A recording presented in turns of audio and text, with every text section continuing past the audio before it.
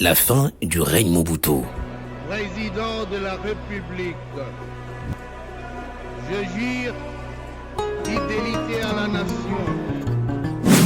Kabila. L'appellation du pays au nom de la République démocratique du Congo.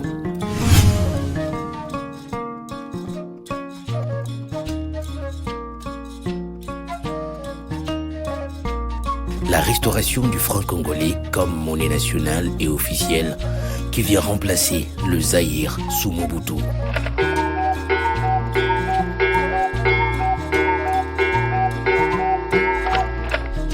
Le service national, la chute même et la fin de la dictature. L'héritage de Laurent Désiré Kabila, né en 1939, décidé en 2001 en République démocratique du Congo, reste un sujet de débat.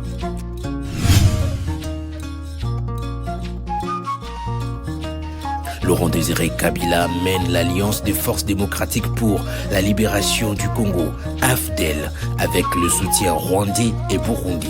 Il renverse Mobutu Sese Seko Kukumbwendo à Zabanga en 1997, après 32 ans de règne dit dictature.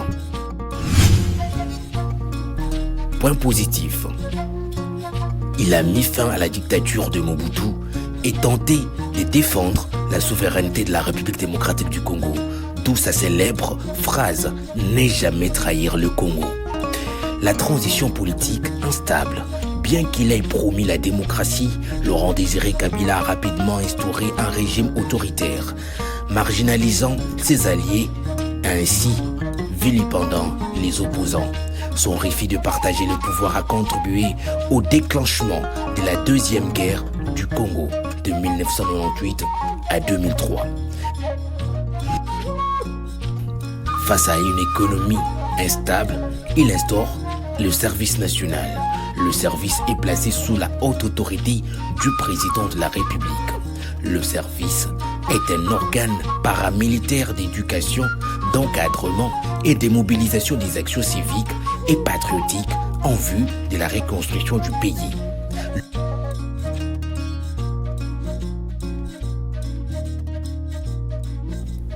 Les nationalismes et résistance face à l'interférence étrangère, c'est aussi l'héritage de Laurent Désiré Kabila. Kabila a tenté de limiter l'influence de pays voisins, Rwanda et Ouganda, et des multinationales sur les ressources congolaises, c'est qu'il y a fallu même certains soutiens populaires malgré les difficultés à l'interne. Sur la phase économique, il a restauré le franc congolais. Marché de la liberté. Le marché de la liberté, musée Laurent Désiré Kabila, est l'un des plus grands marchés de la ville-province de Kinshasa au Congo, situé dans la commune de Massina, dans le quartier 1. Il fut construit sous la présidence de Laurent Désiré Kabila pour récompenser les habitants du district de Tchangou pour avoir résisté à l'agression des rebelles en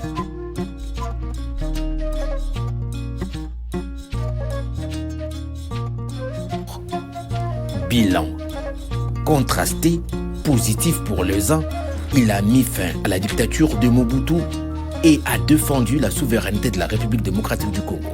Pour les opposants, le bilan est négatif.